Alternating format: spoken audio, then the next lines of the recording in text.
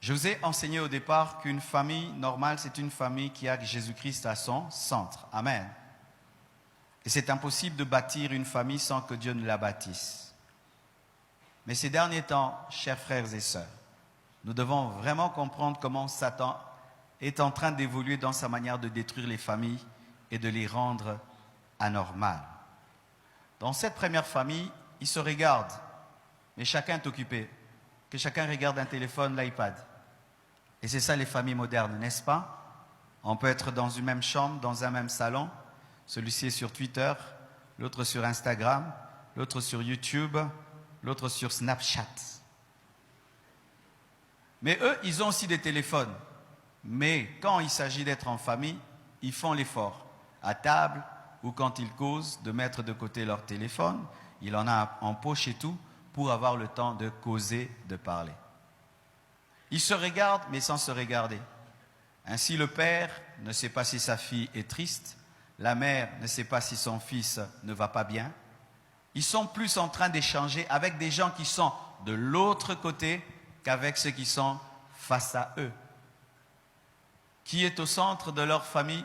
La technologie, le téléphone, des nouvelles. Et des fois, peut-être un enfant est dans la pornographie, papa ne sait pas. Peut-être maman est en train de causer avec un ex, papa ne sait pas. Peut-être l'enfant est en train d'être initié dans l'occultisme, personne ne sait. Comme il ne cause pas, chacun vit des choses sur son téléphone, mais ne partage avec personne. Et tu sais, le téléphone, tu peux y passer 2 heures, 3 heures, 4 heures, 5 heures, sans te rendre compte. Et tu trouves une famille dans laquelle on ne parle pas. Vous savez, dernièrement, je suis rentré chez moi, je trouve les enfants dans le salon, oracle comme ça, choukrani comme ça, chiffre comme ça. Quand j'ai senti une sainte colère, j'ai arraché les téléphones, j'ai débranché le Wi-Fi, j'ai tout mis dans mon salon parce que j'ai dit ça, ce n'est pas de Dieu. Parce que nous, on n'a pas grandi comme ça, on a grandi en causant, on a grandi en se parlant. De sorte que tu pouvais savoir si l'autre est en colère rien que par son visage. Tu pouvais savoir rien que par son visage parce qu'on avait le temps de parler. Les enfants d'aujourd'hui ne savent même pas jouer à Nzango, ni à Lioto, Lipate. Vous connaissez même le jeu là, où on prenait des fois un pagne, on met sur le...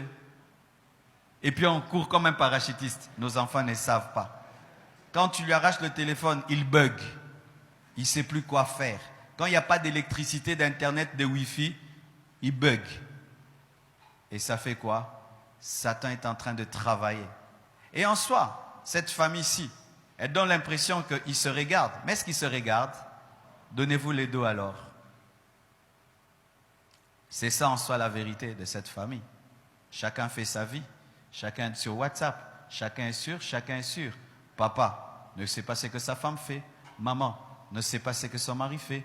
On ne sait pas ce que les enfants font. Les choses qu'ils connaissent, les choses qu'ils apprennent, les choses qu'ils font. On ne sait pas. On ne sait pas. Mais eux, ils peuvent savoir. Ils peuvent contrôler. Ils peuvent surveiller. Ils peuvent avoir le temps de prier. Ils peuvent avoir le temps de jeûner.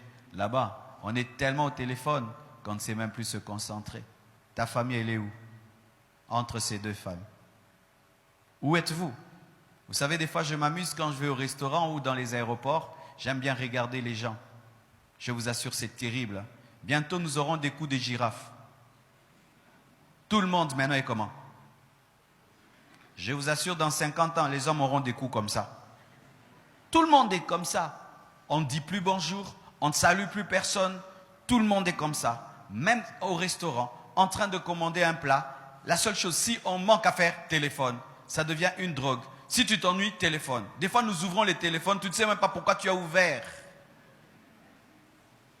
Je vais vous donner des révélations que Dieu m'a données sur ça. Vous savez, je suis content ces derniers temps même, j'oublie mon téléphone. Je viens à l'église, où est mon téléphone? Je l'ai oublié, je suis content. Parce qu'il faut maintenant commencer à l'oublier.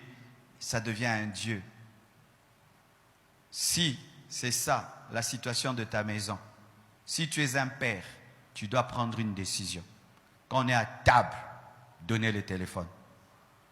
Les enfants, le téléphone chez moi, c'est vendredi ou samedi seulement, c'est tout. Pendant qu'ils sont jeunes, tu peux leur imposer ça. Et ils peuvent croître dans la discipline. Si tu rates ça, imagine un enfant qui déjà à l'âge de 10 ans est addict au téléphone. Quand il aura 25 ans, ce sera quoi? Il fera un accident en train de conduire.